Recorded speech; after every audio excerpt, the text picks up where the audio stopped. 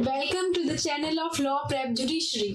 आज हम जेएलओ का पेपर नंबर 1 जो आया था कॉन्स्टिट्यूशन का उसको सॉल्व करेंगे और लास्ट तक 150 क्वेश्चंस करने के बाद आपको आपका स्कोर पता चल जाएगा। चलो हम स्टार्ट करते हैं। जो हमारे पास क्वेश्चन नंबर 1 था, question is in which of the following case the parliament has no power to legislate on the state list।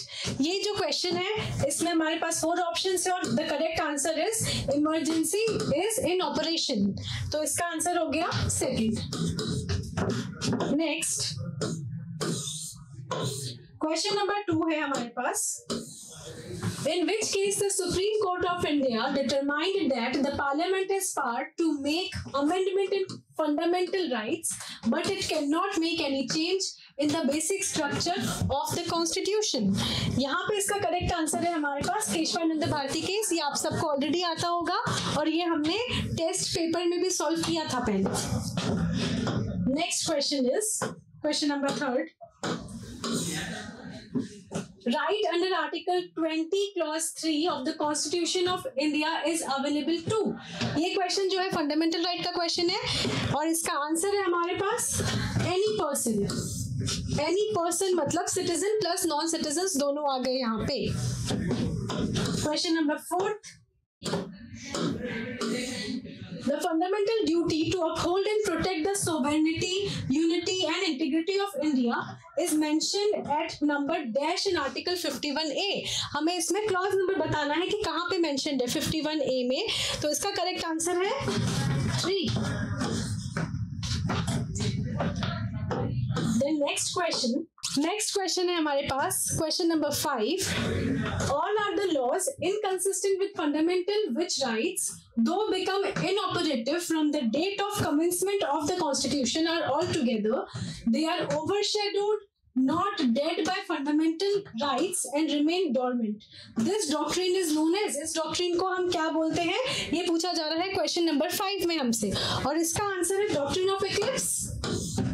ये भी हमने फंडामेंटल राइट का जो सेशन था हमारा जिसमें क्वेश्चंस किए थे कॉन्स्टिट्यूशन के काफी सारे, उसमें इस टाइप के क्वेश्चंस किए हुए हैं, तो आई होप करेक्ट होगा आप लोगों का। Then question number 6, identify the article of the constitution which abolished untouchability. कौन से आर्टिकल ऐसा बात करता है फंडामेंटल राइट में जहां पे लिखा हो कि अबॉलिशन ऑफ अनटचेबिलिटी, तो यहाँ पे हमारे पास जो आंसर है वो है answer number option number 3, article 17 बात करता है इस चीज में। देन क्वेश्चन नंबर 7, which of the following is known as habeas corpus case। ये तो बहुत फेमस है एंड इजी केस होता है, तो आई थिंक ये सबको आता होगा। ADM Jabalpur versus Shivkant Shukla versus secretary commerce state of Bihar, right. Next जो क्वेश्चन है हमारे पास that is which of the following article was introduced by the constitution first amendment act of 1951। ये फर्स्ट अमेंडमेंट एक्ट की बात कर रहा है, राइट। तो फर्स्ट अमेंडमेंट एक्ट जो था वो हमारे पास इंट्रोड्यूस हुआ था 15 क्लॉज 4।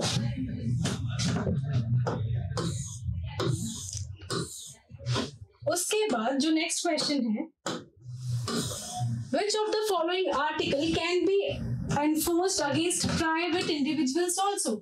क्योंकि आपको पता है फंडामेंटल राइट्स जो है वो हम मोस्टली बोलते हैं कि गवर्नमेंट के अगेंस्ट एनफोर्सेबल है, तो इनमें से जो 4 ऑप्शंस है कौन सा ऐसा आर्टिकल नंबर है जो हम प्राइवेट इंडिविजुअल्स के अगेंस्ट भी एनफोर्स करवा सकते हैं। क्वेश्चन हमसे ये पूछ रहा है और इसका आंसर है आर्टिकल 14। अगर राइट टू इक्वालिटी है तो वो हम करवा सकते हैं enforce against private individual also. Next जो क्वेश्चन है क्वेश्चन नंबर 10 पे चलते हैं हम। Which of the following case of overruled the majority opinion of A.K. गोपालन case। आपको पता है there was series of cases, तो यहाँ पे जो सीरीज थी क्वेश्चन ये पूछ रहा है A.K. गोपालन केस को इनमें से किस केस ने ओवर रूल किया था मेजोरिटी जजमेंट से, तो इसका आंसर है हमारे पास answer number 3, Maneka Gandhi versus union of India. इन्होंने ओवर रूल किया था A.K. गोपालन केस को। नेक्स्ट क्वेश्चन है, हमें ऑड वन आउट निकालना है इसमें से। Find the odd one out. Right against exploitation, cultural and educational right, right to property, right to equality. यहाँ पे आपको पता है right to property जो है वो fundamental right नहीं है, तो इसीलिए this is the odd one out. तो this is the correct answer here, right? फिर next question है हमारे पास. Which article of Indian Constitution provides equal pay for equal work for both men and women? ये क्या है? DPSP है. Option number 3 article 39 में given है, तो ये हमारा आंसर हो गया यहाँ पे. Next question. The prohibition against prosecution and punishment for the same offense more than once is. ये कहाँ पे लिखा हुआ है? क्या है? 4 options are a principle evolved by the courts, contained in the Indian Penal Code, contained in the Constitution of India, and 4th option है principle of natural justice. अगर आप लोगों ने सब ये ध्यान से पढ़ा होगा तो डेफिनेटली इसका आंसर आप लोगों को पता होगा. इसका आंसर है contained in the Constitution of India. ये चीज कॉन्स्टिट्यूशन में गिवन है हमारे पास. Next question is question number 14. Article 13 clause 2 states that any law made in contravention of part dash of the Constitution of India to the extent of the contravention be void.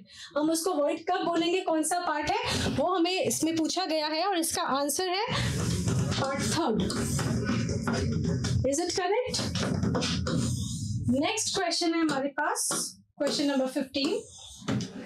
Under the Constitution of India, provision to disqualification on ground of defection is made in. यहाँ पे defection laws की बात कर रहे हैं. disqualification on ground of defection वो कहाँ पे given है? ये आप लोगों को पता होगा. 10th schedule deal करता है इस चीज से, right? तो ये हमारा आंसर करेक्ट है. Then question 16. The power of judicial review is available under which of the following articles? Judicial review आप सबको पता है कि एक बहुत ही broad concept है और उस broad concept का हमारे पास जो आंसर है वो है article 13. Judicial review term use नहीं है बट जो उसका डिस्क्रिप्शन है उससे हमने ये इन्फर किया है, राइट? क्वेश्चन 17 ये पूछता है हमसे suspension of the enforcement of the rights conferred by part 3rd during emergency is mentioned in article. मतलब कि अगर हम सस्पेंड कर रहे हैं राइट जो हमें पार्ट 3rd फंडामेंटल राइट देता है ड्यूरिंग इमरजेंसी, तो वो कौन से आर्टिकल में मेंशन्ड है? और इसका आंसर है ऑप्शन नंबर 4 आर्टिकल 359 ये डील करता है. Next question is the Union Commission under Article 323 is under an obligation to present annual report to which of the following? Annual report जो है वो किसको दी जाती है? इसका जो ऑप्शन गिवन है हमारे पास home minister, prime minister, governor and president. The answer is president. Next question. Next हम क्वेश्चन नंबर 19 देखेंगे. क्वेश्चन 19 हमें बोलता है Which of the following judge has delivered dissenting opinion in the case of Indian Young Lawyers Association versus State of Kerala, जिसे हम Sabarimala case भी बोलते हैं. ये क्वेश्चन अब थोड़ा सा ट्रिकी हो जाता है यहाँ पे. क्यों? क्योंकि यहाँ पे डिसेंडिंग ओपिनियन पूछ लिया है जज का, राइट? तो यहाँ पे हमारे पास जो 4 ऑप्शंस है justice Deepak Mishra, justice Nariman, justice Indu Malhotra and justice D.Y. Chandrachud. इसमें correct answer is justice Indu Malhotra. इनका था dissenting opinion in the Sabarimala case. Next question, question number 20. The right to education is a fundamental right enshrined under Article 21 of the Constitution. It was held in which case? तो यहाँ पे जो चारों cases हैं, first time Mohini Jain के case में ये held हुआ था. तो correct answer would B option number 4 Mohini Jain versus state of Karnataka. Next question पे चलते हैं हम. नेक्स्ट क्वेश्चन जो है हमारा Which of the following amendment inserted the word nothing in Article 13 shall apply to any amendment made under this article in Article 368? ये words कौन से amendment से ऐड किए गए थे? यहाँ पे करेक्ट आंसर है 24th amendment से हमने ऐड किया था, तो option 2 is the correct answer, right? Next question, question number 22.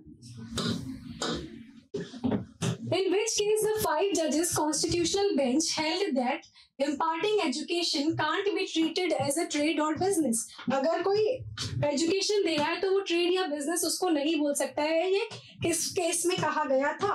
और इसका आंसर है option number 3 Mohini Jain case जो हमने ऊपर डील किया वो सेम ही है, उसी केस में आगे ये भी कहा था।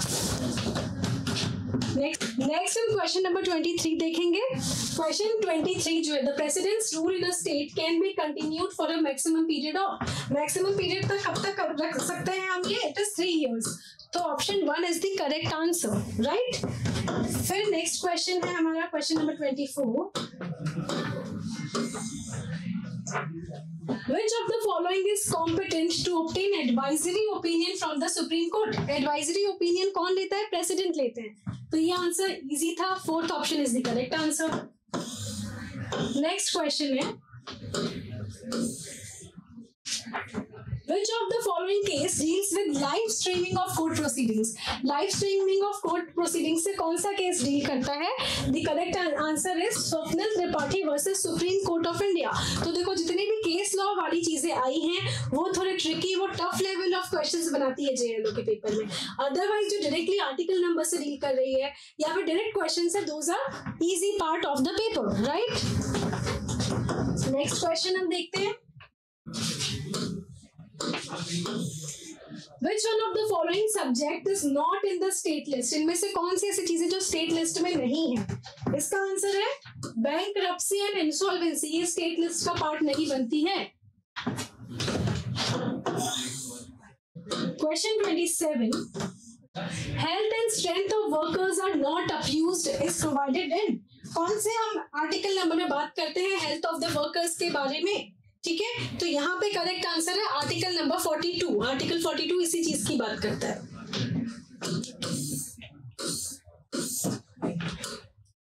क्वेश्चन नंबर 28 हमसे पूछ रहा है, which of the following statement is not incorrect?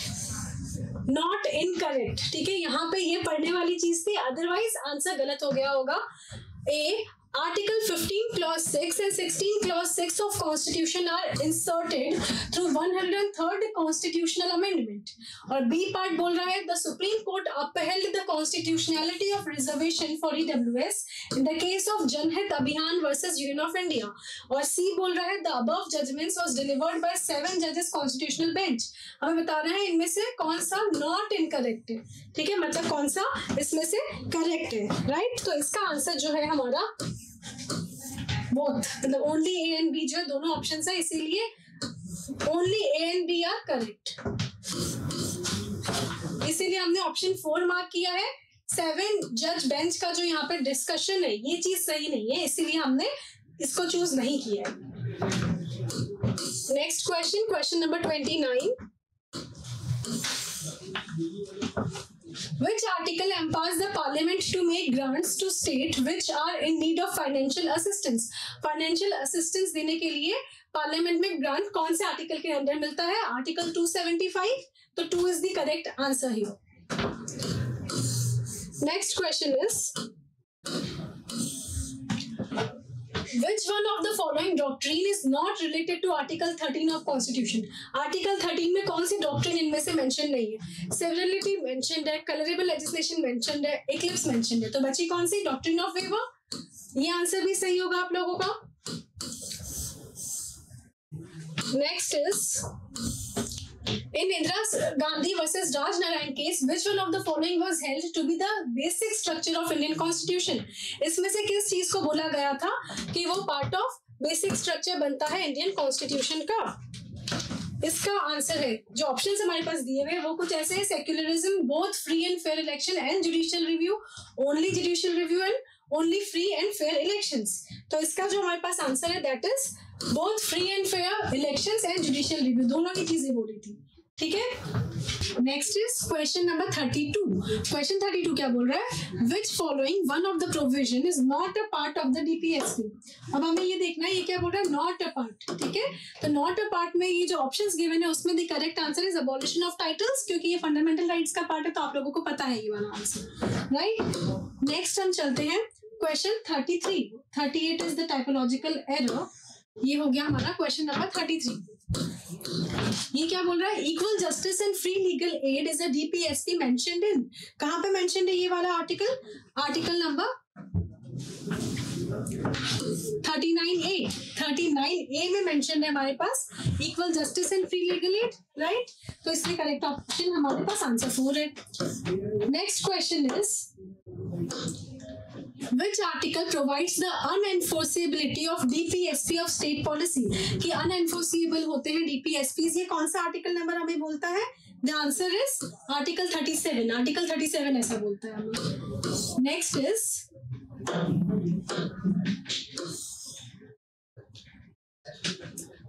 when a writ is issued to an inferior court or tribunal on grounds of exceeding its jurisdiction or acting contrary to the rules of natural justice, it is called a writ of, कौन से writ है ये?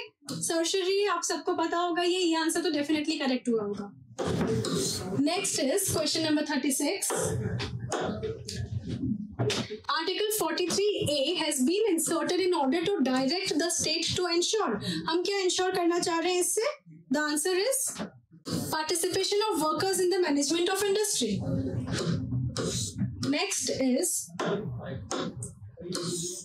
the President of India addresses the Parliament under Article 87 of Indian Constitution.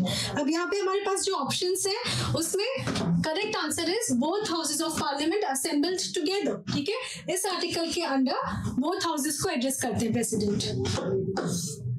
Question 38, no criminal proceedings whatsoever shall be instituted or continued against the President of India in any court during his term of office under, यहाँ पे answer है article 361। President से जितने भी questions deal करते हैं ये हमने लाइव क्लास में ऑलरेडी सॉल्व किया था, राइट? तो काफी सारे क्वेश्चंस वहीं से आए हैं, तो ऑब्वियसली आंसर्स तो सही होंगे ही आप लोगों के। नेक्स्ट है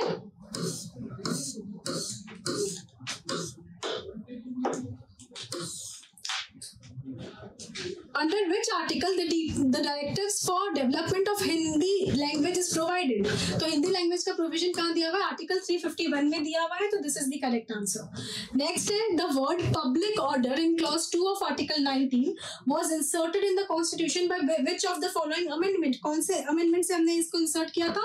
फर्स्ट अमेंडमेंट से किया था यहाँ पे इंसर्ट, तो ऑप्शन 3 जो है वो करेक्ट आंसर है हमारे पास। फिर नेक्स्ट क्वेश्चन जो है Directive principle of state policy in Indian Constitution are taken from the Constitution of which country? Constitution of Ireland, ये सबको पता होगा, ये भी सही है।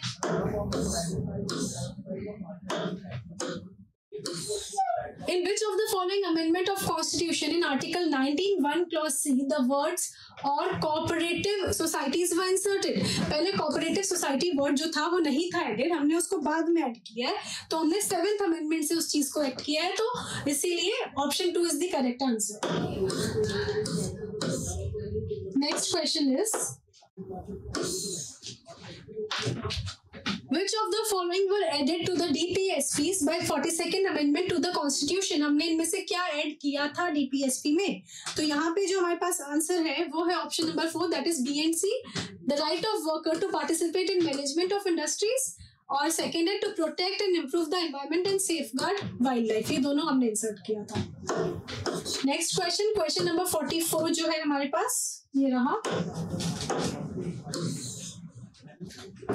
हमें इसको मैच द फॉलोइंग वाली चीजें मैच करना है हमें, तो इसमें जो फर्स्ट का है A, article 14 equality before law, article 16 clause 3 जो है वो है discrimination in jobs by places of residence by state, article 16 clause 4 जो है special provisions for socio economically backward classes of state, और आर्टिकल 18 क्लॉज 1 जो है the state shall not confer any title other than related to army और education. ये कहाँ given है correctly? 4th option में, ठीक है, तो इसीलिए 4th option is the answer. Next question आता है हमारे पास, clause 4B in article 16 was added in the Indian constitution by, हमने कब ऐड किया था उसको, कौन से अमेंडमेंट से ऐड किया था? The answer is 81st amendment act से हमने उसको ऐड किया था। नेक्स्ट इज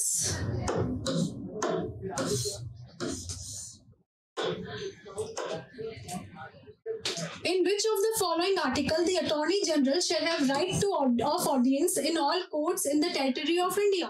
इनमें से कौन से आर्टिकल में वो राइट प्रोवाइडेड है? The answer is Article 17 Clause 3। अगर आप लोग कॉन्स्टिट्यूशन के बेयर एक्ट पढ़ के गए हैं, क्लॉज वगैरह याद है आपको, तो डेफिनेटली इस आंसर को सॉल्व करने में दिक्कत नहीं आएगी। Next question is, what is the correct chronological sequence of the following advisory opinion given in the Supreme Court under Article 143 of the Constitution of India?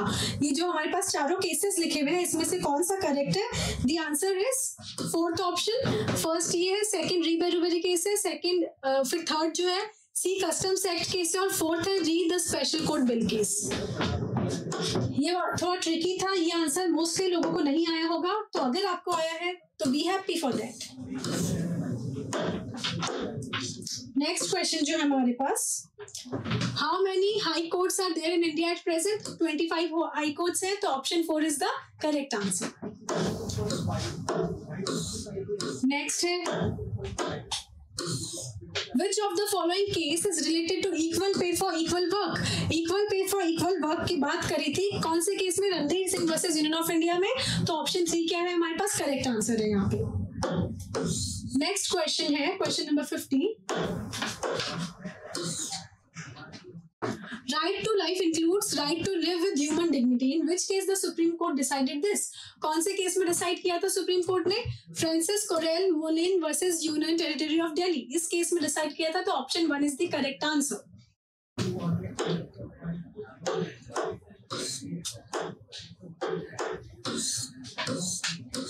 Next question, study the following statement and pick up correct code. हमें correct code बताना है. Every high court shall have superintendence over all courts and tribunals throughout the territories in relation to which it exercise jurisdiction. एक statement ये given है हमारे पास. दूसरा statement क्या है? The supreme court's power to issue writ under article 32 are narrower than the power of high court under article 226. अब हमें इसको कोर्ट्स के अकॉर्डिंग बताना है कि क्या किसका लॉ है. ठीक है, तो यहाँ पे both A and B are correct. Obviously दोनों स्टेटमेंट पढ़ के हमें समझ आ गया होगा. And B does justification of A. B justify कर रहा है यहाँ पे ए को. ठीक है, तो इसीलिए 1 is the correct answer. Next question number 52.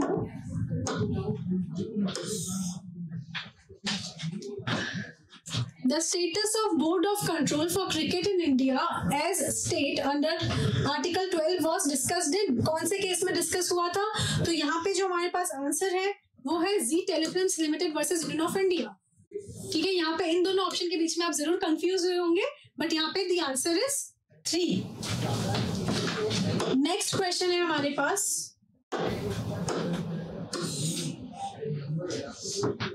Which one of the following pair is not correctly matched?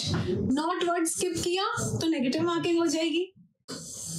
यहाँ पे the correct answer is first कि ये मैच नहीं है. ठीक है, इसका ईयर अलग है, बाकी सबका सेम ईयर था, तो इसलिए दीज आर करेक्ट. नेक्स्ट है, in which case the supreme court propounded the doctrine of severability. जो ये डॉक्ट्रिन है ये कौन से केस में आई थी? The answer is RNDC versus union of India. इस केस में आई थी.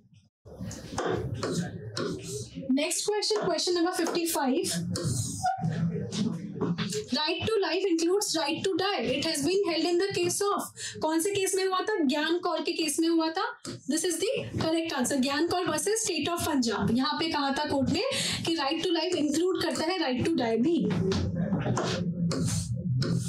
नेक्स्ट है,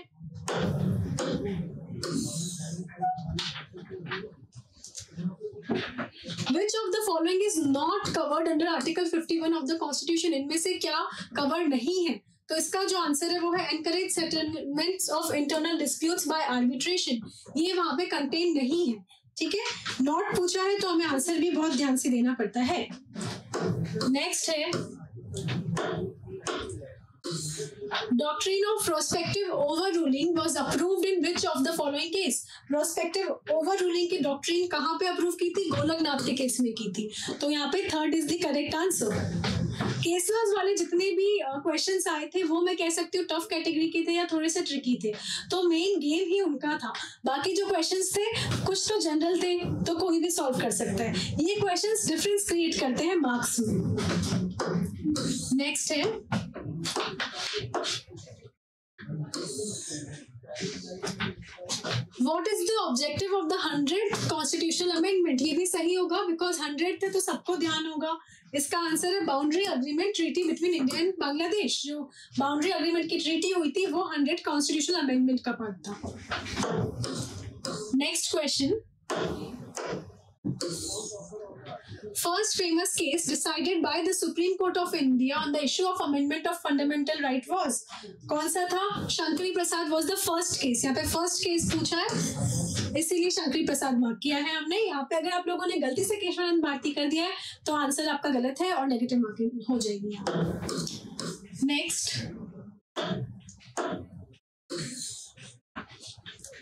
In which of the case the Supreme Court recognized sex work as a profession and issued directions for the rehabilitation measure in respect of sex workers? Supreme Court ने कौन से case में कहा था ये चीज? Buddhadev Karmakar versus state of West Bengal. इस case में ये हेल्ड हुआ था. ये again it was a tricky. Unattempted छोड़ देते तो भी सही रहता ये क्वेश्चन, क्योंकि अगर आपने रॉन्ग मार्क किया है तो नेगेटिव मार्किंग होगी इसमें. Next. In which of the following case the Supreme Court said that establishment of the egalitarian social order through rule of law is the basic structure of constitution? कौन से case में कहा था supreme court ने? तो यहाँ पे answer है समानता versus state of Andhra Pradesh. इस केस में सुप्रीम कोर्ट ने ये कहा था. Question number 62. For the enforcement of DPSP, a person can directly file writ petition to Supreme Court under. Supreme Court में petition कब फाइल कर सकते हैं आप? For the enforcement of DPSP. ठीक है, तो यहाँ पे ध्यान से नहीं पढ़ा है तो आपका आंसर गलत है. Neither Article 32 nor Article 226. क्यों? क्योंकि enforceable तो होते ही नहीं है DPSP, राइट? तो इसीलिए आंसर 1 जो है वो करेक्ट है. नेक्स्ट क्वेश्चन है question number 63. Which constitutional amendment act dealing with National Judicial Appointment Commission was declared unconstitutional by Constitutional Bench of Supreme Court? यहाँ पे ये misprint है. 99th is the correct answer, option 2.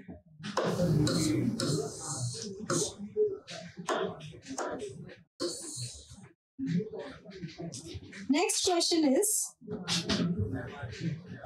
the court fees taken by the High Court in India comes under. High Court ले रही है, कौन से list में आएगा वो चीज? That comes under state list, right? तो state list is the correct answer. Next question, which constitutional provision deals with the appointment of district judge? District judge के अपॉइंटमेंट से कौन सा आर्टिकल नंबर डील करता है? यहाँ पे आंसर है आर्टिकल 233. नेक्स्ट जो क्वेश्चन है हमारे पास, क्वेश्चन इज टू लॉन्ग. ये रहा. ये क्वेश्चन हमें बोलता है what are the conditions must be fulfilled in order to pass the test of permissible classification under article 14. तो देखो यहाँ पे सिर्फ एक वर्ड का डिफरेंस है और यहाँ पे एंड. ठीक है, ये जो पूरा आप पढ़ोगे जब तो यहाँ पे करेक्ट आंसर एंड के साथ आता है. तो यहाँ पे आंसर है both the classification must be found on an intelligible differentia which distinguishes person things that are grouped together to other left out of the group, and the differentia must have a rational nexus to the object sought to be achieved by the state. ये mark किया है आपने तो सही है आपका answer. और अगर एक वर्ड के कारण आपने 1 मार्क कर दिया है तो आपको वो नेगेटिव मार्किंग की तरफ लेके जाएगा. क्वेश्चन नंबर 67 जो है, which of the following statement is false? यहाँ से कौन सा false है statement? The answer is Supreme Court is a court of record. ठीक है, ये statement यहाँ पे false बोल रखा है.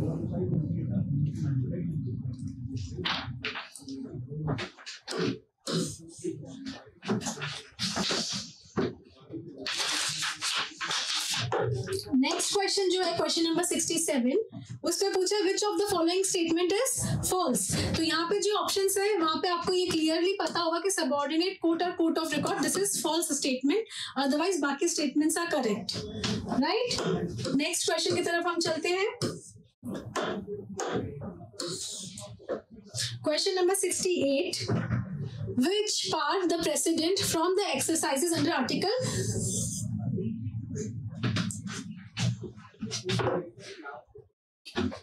नेक्स्ट क्वेश्चन के तरफ हम चलते हैं. Which power of the president from the exercises under Article 124? 124 के अंदर president कौन सी power exercise करते हैं? The answer would be appointment of judges of the Supreme Court. तो इसीलिए fourth option is the correct answer. Next question है हमारे पास. The term law in force in clause 3 clause B of Article 13 of the Constitution of India means. तो यहाँ पे both law made by legislature and custom and usage ये भी हमने include कर रखा है, इसलिए option B is the correct answer. Next हम देखते हैं क्वेश्चन नंबर 17 क्या बोलता है. Identify the correct statement. हमें इनमें से करेक्ट स्टेटमेंट बताना है. Article 215 of constitution provides that every high court shall be a court of record.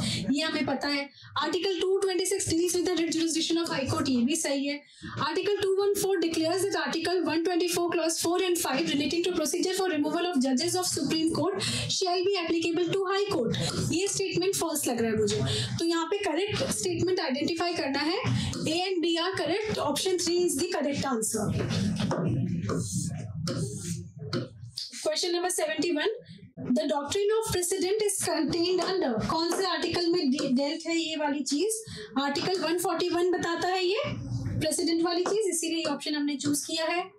Next question is, the 24th constitutional amendment was challenged in the case of. हमने कौन से case में 24th amendment को challenge किया था? The answer is Golaknath case में challenge किया था, तो ऑप्शन 4. नेक्स्ट है, which among the following was described by Dr. B.R. Ambedkar as the heart and soul of Constitution of India? ये सबको पता है, right to constitutional remedies. Next question है, हाई कोर्ट की डेफिनेशन कहाँ पे दी हुई है? द आंसर इज 366 क्लॉज 14 में दी हुई है वो definition. Next is, the Supreme Court in the exercise of its jurisdiction may make such order as is necessary for doing complete justice in any case. Such power is conferred by which article? कौन से article से ऐसी power conferred है? The answer is Article 142. Next question. Democracy and federalism are essential features of our constitution and basic feature of its structure. This observation was made in S.R. Bommai case by. किसने ये कहा था? ये question I think या तो आप लोगों ने अनअटेम्प्टेड छोड़ा है, और अगर किया है तो मतलब बहुत डाइसी सा लगा होगा आपको आंसर. श्योरिटी तो बहुत कम लोगों को होगी. इसका आंसर है जस्टिस पी.वी. सावंत, उन्होंने ऐसा कहा था. Next question, question number 77. The rules for regulating the practice and procedure of the Supreme Court under Article 145 of the Constitution of India are made by. कौन बनाता है रूल्स? पार्लियामेंट बनाती है, तो इसीलिए option 1 is the correct answer. Next question जो है वो असर्शन और रीजनिंग का है कुछ.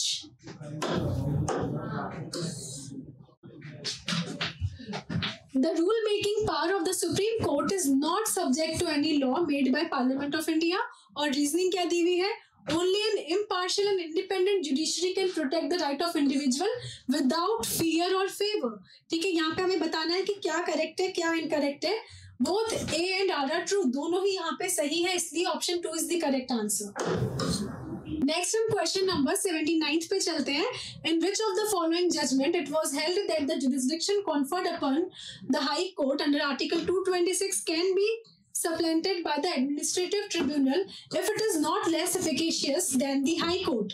यहाँ पे हमारे पास जो करेक्ट आंसर है वो है इस केस में L Chandra Kumar versus union of India में ये कहा गया था, तो हमने मार्क किया है. ये भी अगेन केस लॉ का जो क्वेश्चन है, ये बहुत कम चांसेस है कि किसी के सही हुए होंगे. Minimum number of judges who are to sit for the purpose of hearing any reference under Article 143 shall be. यहाँ पे the answer is 5. तो second is the correct option. Next.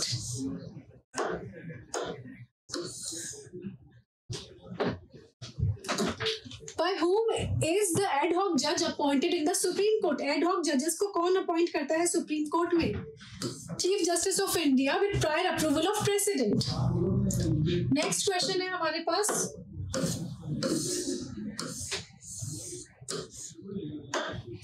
in Selvi versus State of Karnataka is a landmark decision relating to किस चीज से deal करता था ये decision of the court? The answer is narco analysis test. Next question.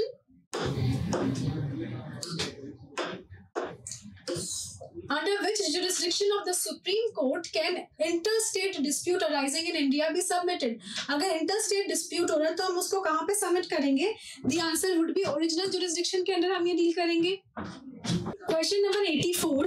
Which part of the Indian Constitution deals with the state? तो यहाँ पे correct answer है part 6 deal करता है, option 3. Next is Article 136 of the Constitution of India can be invoked against. हम किसके against ये article number invoke कर सकते हैं? हमारे पास यहाँ पे जो answers हैं, sorry, question number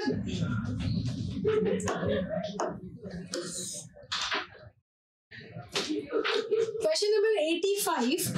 Article 136 of the Constitution of India can be invoked against. हम किसके against invoke कर सकते हैं? Any judgment, decree or determination, sentence, order of any court or tribunal. इसके against कर सकते हैं. Answer 1 is the correct option.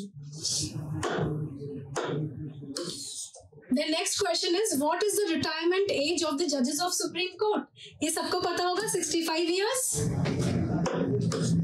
Next question. In which of the following cases the Supreme Court held that right to shelter is a part of fundamental right guaranteed under Article 21 of the Constitution of India? कौन से case में कहा था Supreme Court ने? The answer is Chameli Singh case. Next question, 88th question पूछ रहा है, additional jurisdiction may be bestowed on the Supreme Court by. Additional jurisdiction किसने bestow किया है यहाँ पे? The answer is President of India. Next, question number 89 क्या बोलता है हमें? Which of the following article is related to acting Chief Justice of India?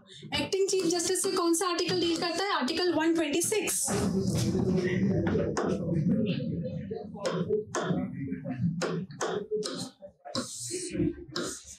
Question number 90 जो है वो हमारे को बोल रहा है, which of the following में transfer a judge from one high court to another high court? एक जज का ट्रांसफर कौन कर सकता है? The answer is President of India, consultation with the Chief Justice of the concerned high court. फिर next question, the rule of law is related to. Rule of law किससे related है? The answer is here option number 1.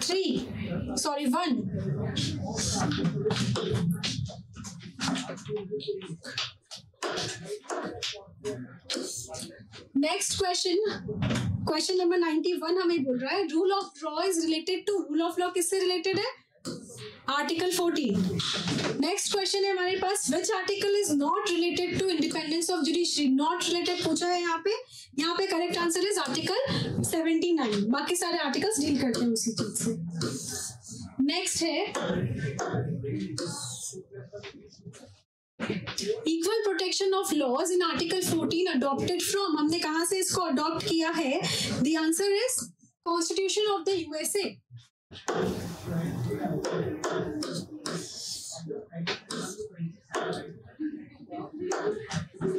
The salaries of the judges of Supreme Court charged on the, किससे charge करते हैं इनमें से हम salary of the Supreme Court judges?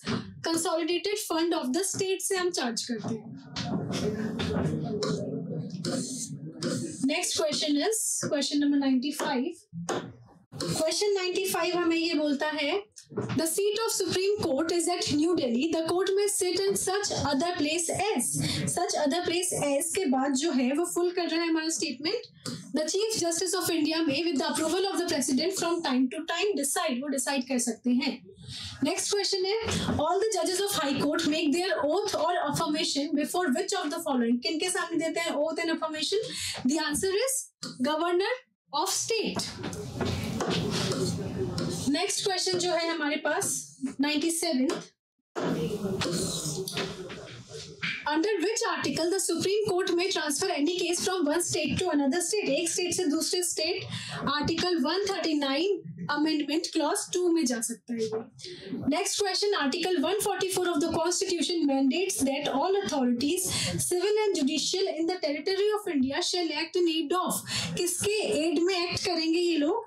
The answer is supreme court के aid में। Next question, question number 99, On which date Jammu and Kashmir Reorganization Act 2019 came into force? अब यहाँ पे अगेन ये क्वेश्चन भी ऐसा होगा, ईयर तो सबको ध्यान होगा बट यहाँ पे डेट पूछ ली गई है, राइट? तो यहाँ पे करेक्ट आंसर है 31 अक्टूबर 2019।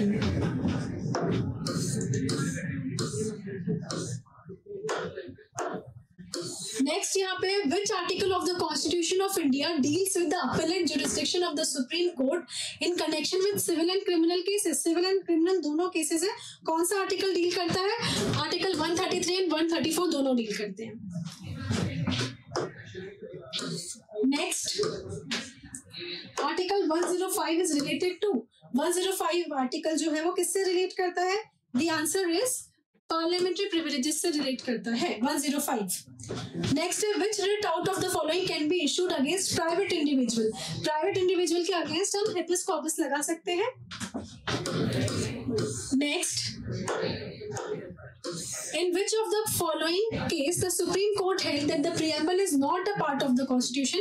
कि Constitution का पार्ट preamble नहीं है, यहाँ पे आंसर है री बेरुवेरी केस में ऐसा कहा था। Next question, in which article of the Constitution provision for separation of judiciary from executive? Again easy, Article 50। Next question पे हम चलते हैं, ये अगेन केस लॉ का क्वेश्चन है, I think yes case law का क्वेश्चन है ये। In which of the following cases the supreme court has held that the laws in the 9th schedule are also subject to judicial review? 9th schedule के जो laws है उसको भी हम judicial review कर सकते हैं। ये किसमें कहा था? IR Coelho versus state of Tamil Nadu में कहा था। फिर 106 क्वेश्चन जो है वो कुछ ऐसा बोल रहा है, article 16(4)(a) is related to, किससे रिलेट करता है? रिजर्वेशन एंड प्रमोशन से रिलेट करता है। नेक्स्ट, केस लॉस के काफी सारे क्वेश्चंस पूछे थे, तो अगर केस लॉस पढ़ के गए हैं आप तो आपको स्कोर काफी अच्छा रहा होगा I think. Next question is, which of the following is not a case related to the issue of reservation? Reservation से इनमें से कौन सा केस डील नहीं करता है? Indira Sawhney versus union of India. Next case है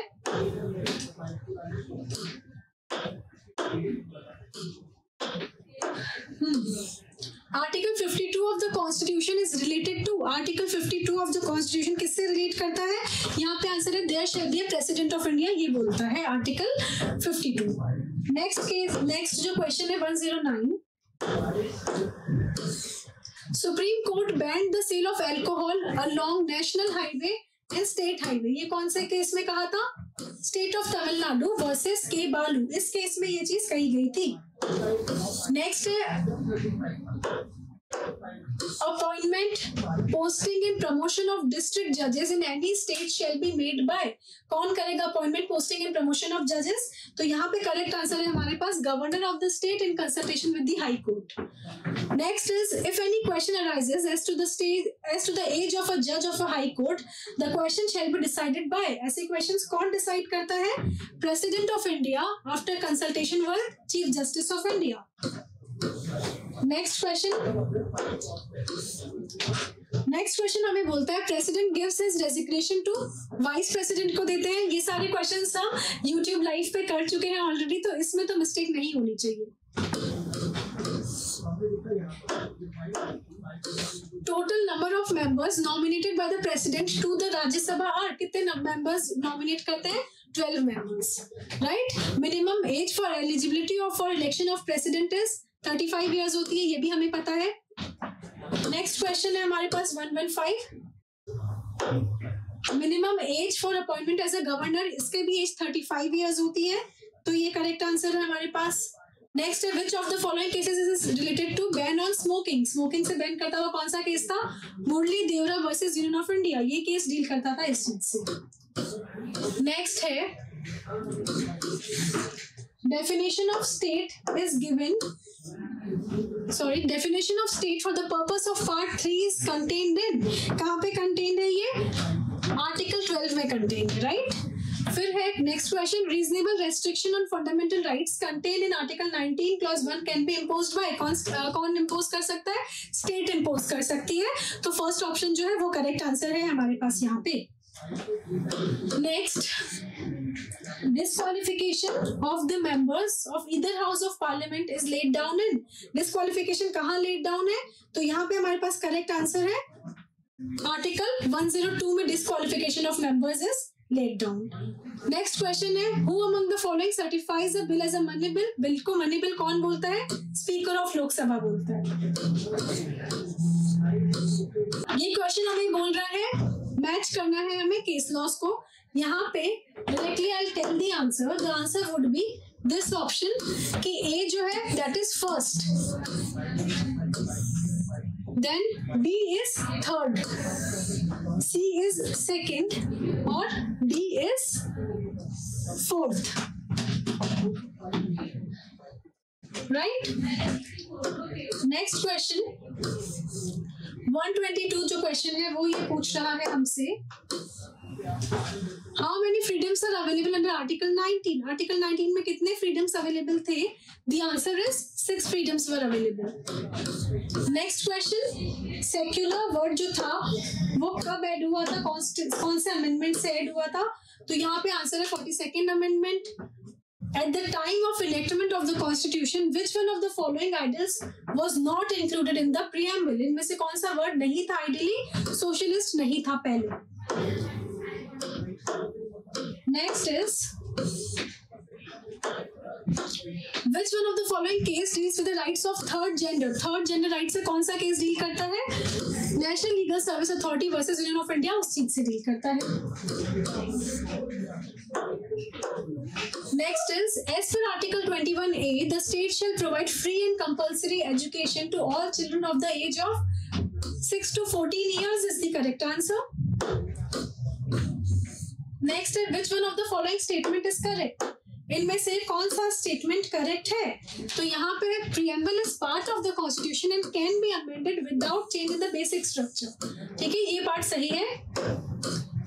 नेक्स्ट क्वेश्चन बोलता है हमें 128, which of the following cases related to payment of compensation on violation of article 21? Article 21 का वॉल्यूशन हो रहा है तो पेमेंट ऑफ कंपनसेशन होगा। ये ऐसा कहा था, रुदल शाह केस में कहा गया था। Next is, which of the following rights is not guaranteed by article 22? Article 22 में इनमें से कौन सी राइट नहीं गिवन है? Right not to be handcuffed, ये वहां पे नहीं गिवन है। Next question, which of the following fundamental right is available to both citizen and non-citizen? दोनों को ही कौन सी राइट अवेलेबल है? तो यहाँ पे the correct answer is right to equality before law under article 14। Next question, Immoral Traffic Prevention Act 1956 is enacted in tune with which fundamental right embodied in Indian Constitution? हमने enact किया है वो कौन से आर्टिकल के उसमें किया है? Article 23। Next question is,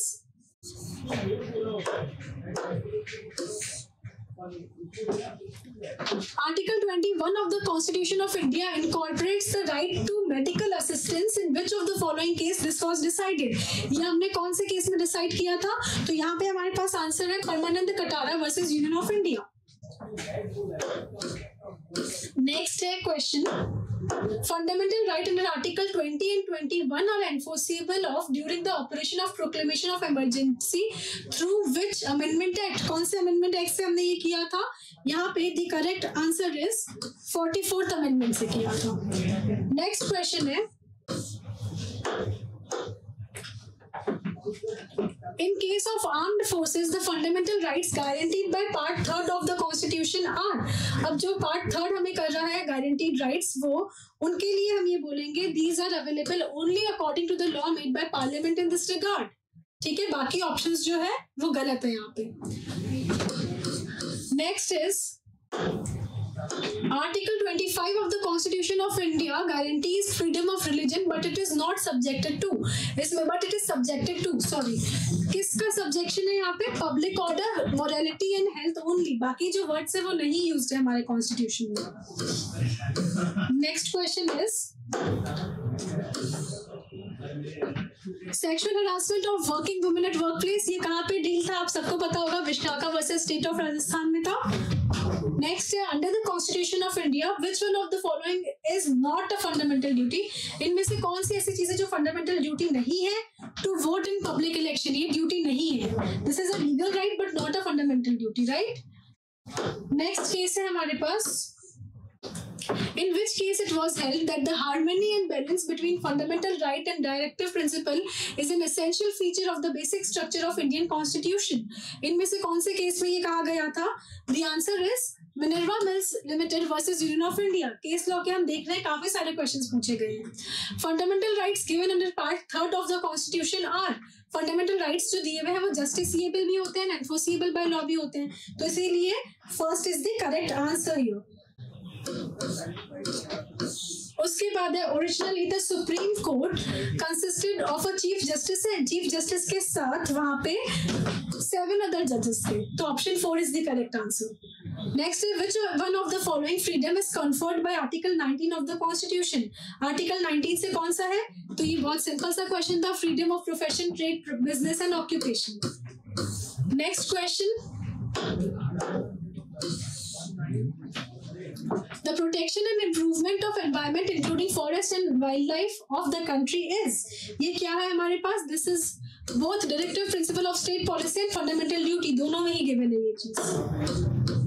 Next question, which one of the following article of the Constitution of India guarantees the right to reside and settle in any part of the territory of India, ये कहाँ पे given है, 19(1)(e) में given है, तो that is the correct answer। Next है which of the following article of the Constitution of India guarantees freedom of conscience and free profession, practice and propagation of religion, ये direct questions पूछे गए हैं और इसका answer है 144 का, the answer is article 25, राइट। फिर नेक्स्ट है right to property is not a पूछा है, तो हमें इसीलिए आंसर ध्यान से देना है, यहाँ पे it is not a fundamental right, तो third is the correct answer. Which of the following landmark judgment nullified that part of 42nd Constitutional Amendment Act which declared that amendments made under Article 368 cannot be? Next question is under Article 249 the Parliament is empowered to legislate with respect to the matters listed under state list related to public interest से deal करता है वो, तो option 4 is the correct answer। Next, in which of the following case relates to right against solitary confinement? Solitary confinement से कौन सा case deal करता है? सुनील बत्रा का केस डील करता है। Next question, a boy aged 9 years has been compelled to work in a factory making matchboxes. Which fundamental right is violated in this case? Right against exploitation violate हो रहा है, तो option 3 is the correct answer। और last in which of the following case the Supreme Court held that right to legal aid is a fundamental right? कौन से case में कहा था ये? MH हॉस्कॉट केस में कहा था। तो यहाँ पे हमने JLO के 150 क्वेश्चंस के आंसर्स जान लिए हैं। बी अपडेटेड, अभी जो नेक्स्ट आपका पेपर 2 है उसके भी आंसर की जल्दी मैं लेके आऊंगी और ऐसे ही आंसर्स बताऊंगी। Till then calculate your score and comment in the comment section. Thank you.